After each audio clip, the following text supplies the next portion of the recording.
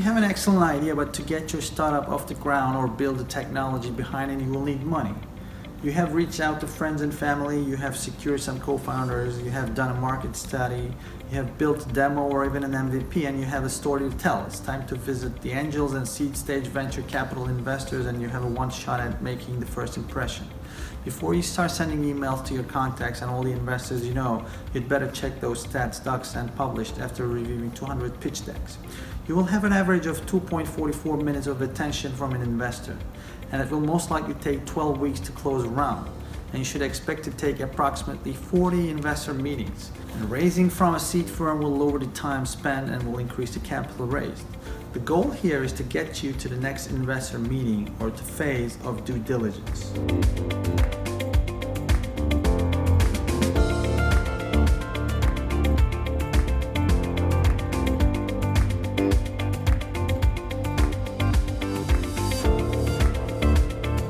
Since 2011, I have seen hundreds and hundreds of entrepreneurs pitching at schools, workshops, incubators, accelerators, and meetings.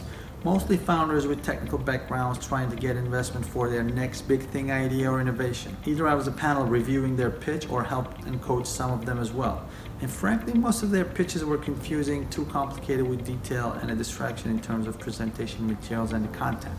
The truth is, there are thousands of pitch templates available online, along with troves of advice. Besides, pitching is not a rocket science, even if your new product or service might be. The goal of your pitch deck is to give a snapshot of your business as an investment opportunity, taking into consideration your impact, growth potential, viability, and the ability of your team to execute your business plan.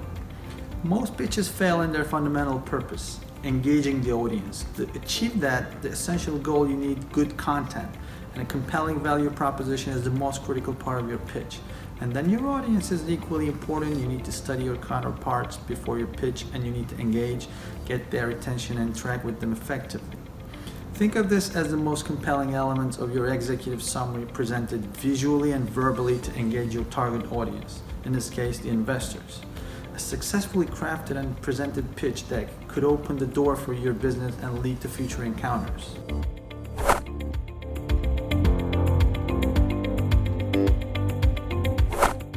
Before you even think about creating your actual presentation, it is essential that you take the time to perform some planning and research.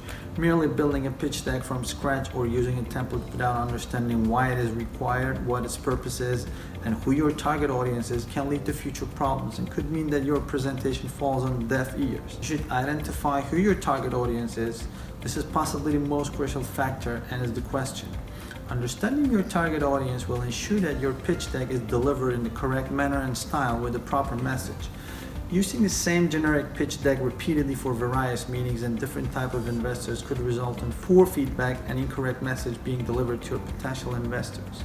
Some of the questions that you should consider about your target audience would be: do they have an understanding of your business or industry? What industries are their portfolio companies operating in? Will they understand technical terminology? Or do they provide advisory services? Do they only invest capital? Who will represent the business? Answering those questions will ensure that you customize your pitch deck to suit your audience and maximize its desired effect. For example, if you create a pitch deck that contains extensive use of technical terminology to an investor that doesn't have a deep understanding of your business, you risk confusion and alienating your audience. So what's the purpose of your pitch deck? Once you have identified your target audience, it is prudent to have a clear understanding of the purpose of your pitch deck. Why are you using a pitch deck? What information do you need to display your audience? And what aspect of your business do you wish to present? What message do you plan to portray, and how do you want the audience to view your company? Having a clear purpose will ensure that your pitch deck is straight to the point, clear, and well delivered. So what do you wish to gain from the presentation? This might sound similar to the purpose of your pitch deck, but it's entirely different and is also an essential factor. Defining the purpose of your pitch deck will ensure your message is delivered efficiently, but understanding what you really wish to gain from it will ensure you have realistic expectations. You should make a list of some realistic outcomes that you wish to gain from your pitch deck. Some of the potential gains might be scheduling a second meeting with an investor, prompting an investor to invest in your business, prompting a customer to place an order or set up an account with you. Once you have created a list of desired gains, you can use this to customize your pitch deck and prompt these actions to happen. This can contain your company logo, tagline, some fancy graphics. The purpose of this slide is to have something on the screen when you're setting up audio, video, and getting ready to pitch so that your actual first slide doesn't end up displayed on the screen for a long time. Make it visually very appealing and throw your brand at the audience.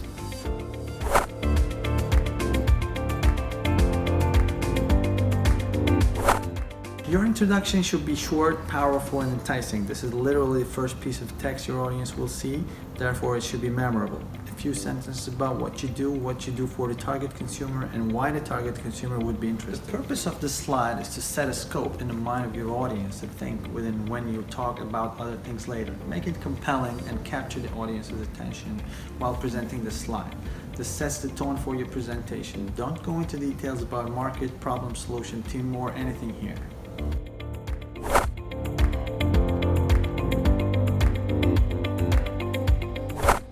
If business isn't solving a problem, then why should your audience take an interest? The core of any business is based on supply and demand and problem solving. So what problem does your business solve? Why is this problem relevant to your targeted investors? Consider using a story or a real-life scenario to add extra weight, add credence to your problem so that audience can truly relate to it. Describe the problem your business solves very clearly. Articulate with concise reasoning how big is the market for this problem and the size of the opportunity. Make sure to mention how much the problem is costing to the businesses. Don't put market size without proper research just to make the number look big and attractive.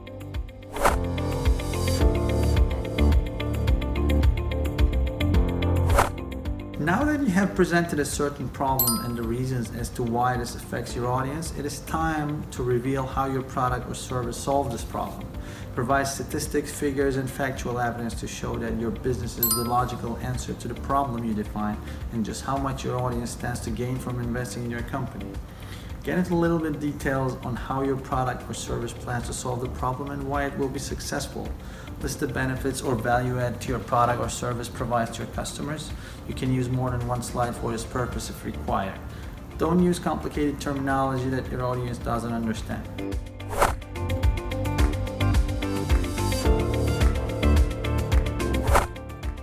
Here you need to characterize the customer you cater to, and you should be able to provide bottom-up market sizing. Why does the problem exist and how big is the opportunity? What is the actual market you can capture? On this slide with the market numbers, if you have $98 billion listed, investors will want to know what percentage is actual the real market is. If you're in a vertical with changing trends or new technology, you must explain why now. In additional slide, you can also share the growth of the market if you can.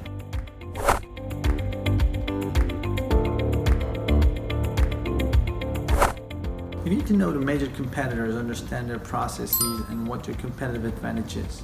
The emphasis should, of course, be placed on your own business and how you offer something unique that distinguishes you from the competition. Communicate what are your customers using currently to work around the problem, or what other solutions are already available. How is your product or service superior? How does your business fit into the marketplace? And why should someone choose you over business B? This is about positioning your solution in the existing competitive landscape. If you have any patents or technology edge, mention how it adds to a competitive advantage. Don't trash your competition or badmouth them. Never say there is no competition in the market, just shows your lack of understanding or knowledge.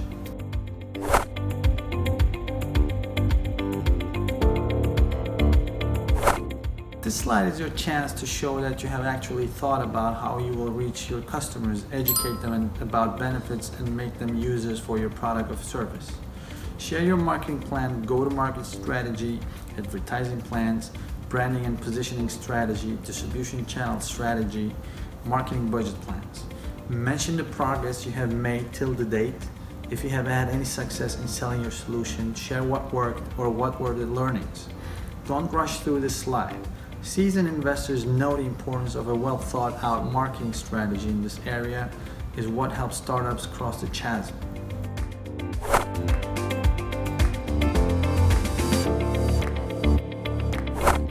So what revenue model are you going to go for? Is it subscription-based or one-time purchase? And how do you make money? Who pays, how much, and from where? Do you have the numbers or metrics that show customer traction and retention? So share your pricing strategy and related unit economics of cost to serve a customer or produce a good. Remember that multiple revenue sources segmentations make it riskier for investors, so keep it simple. Don't make them doubt your focus and main scope of business with segmented revenue channels like sales, subscription, data sales, sponsorship altogether. If it's a platform business like Uber or OpenTable, share which side of the platform you are going to charge or discount. You can use a success story or funding in a different industry or another country. You can also talk about existing partnerships here, such as affiliates or resellers for your product or service.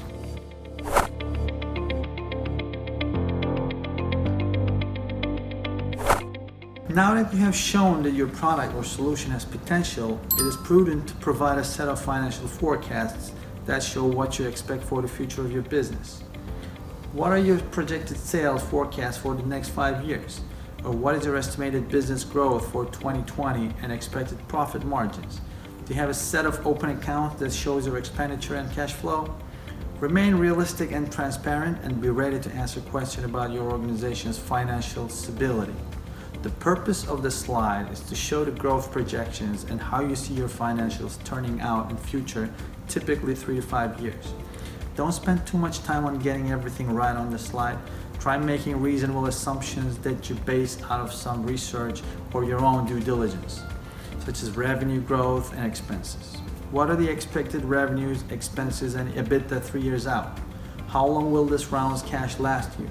Use the bottom-up approach, basing your projections on the number of customers or units sold. Use projected employee headcount or per unit cost for projecting expenses. For example, Zipcar based all cost and the model on Boston and then scaled it up to 20 major cities in the US. Make it visual and easy to understand. Show your projected burn rate. Do not say that you will capture a big chunk of market share in 1 or 2 years and use a top-down approach to calculate your revenues. Those are mistakes. And do not make it too cluttered and difficult to understand. Instead, use visuals to make it easier for the viewers, and top-line revenue is a significant number, whereas earning is optional.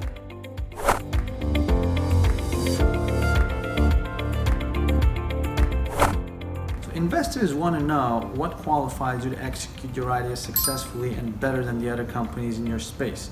Work history, network, and skills are all keys. Can you attract superstars, or what have you done previously that has been a knockout success, business or technically? What is unique about your team's background that will enable you to be successful? Your history is important. Did you work together in a prior company, or did you meet last week at a hackathon?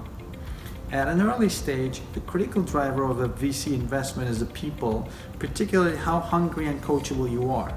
Put key members of the team on the slide along with their background that is relevant to the company's product and service or the operations. List your advisors and key people backing up your company, along with briefly describing what their role or purpose as an advisor is. And then articulate why your team is the right team to solve this problem and build this company. Mention all the key hires you are looking to make in the future to fill the gaps you have identified in the existing team. Don't put everything the team members have done in their life on the slide, and don't oversell the capabilities of the team.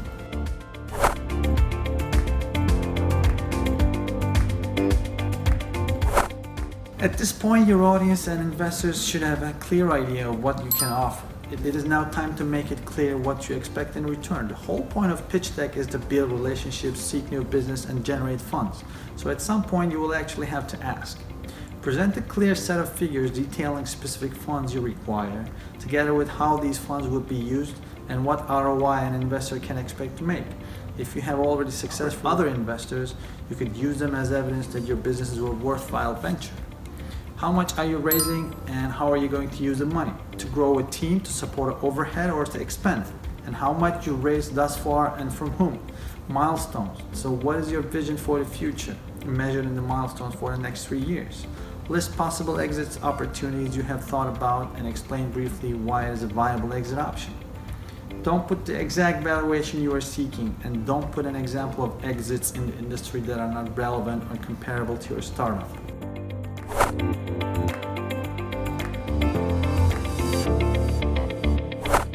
So this slide will show you what you have done in the past, where you're right now, and where you're going.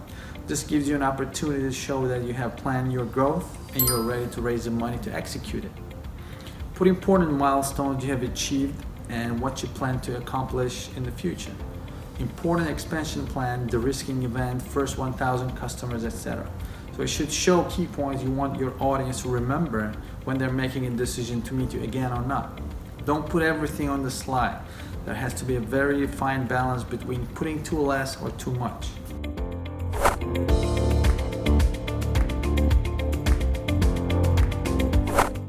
The final slide should contain your contact details together with a clear set of instructions on what happens next. The purpose of this slide is to be on the screen when you're taking questions from the audience. This can contain your company logo, tagline, or some fancy graphics, or anything along with it text questions. Make sure you have the contact details of key persons in the company on the slide for interested people. If you just end your pitch deck without leaving any details, it is less likely of your audience to contact you. Furthermore, if you do not state clearly how they can invest, then how can they take the next step in your relationship? Ensure to be thankful and appreciative that your audience has made the time to entertain your pitch deck. Following up is very, very important. Make sure you have a working website and offer a business card, and follow up with the attendees of the meeting. The order and content of these slides can vary. However, it is the smart way to follow a logical order that is not confusing. Popular platforms for creating a pitch deck include PowerPoint, Prezi, and Keynote. My personal favorite is Prezi. I love it. The final stage of a pitch deck is the delivery and the implementation. It is essential that the presentation is delivered by someone who is confident and has an innate ability to speak calmly and coherently to strangers. A pitch deck should flow naturally, and you should avoid merely reading each slide word for word. This can seem robotic and too rehearsed. Take cues from the information presented in your pitch deck, but don't be afraid to improvise or embellish each slide with your own words. Hopefully your business will benefit significantly from your newfound insight into the art of crafting a pitch deck. A pitch deck can give your business a huge boost and open up a plethora of new possibilities and opportunities. This is why it is essential to get it right and make the right impression.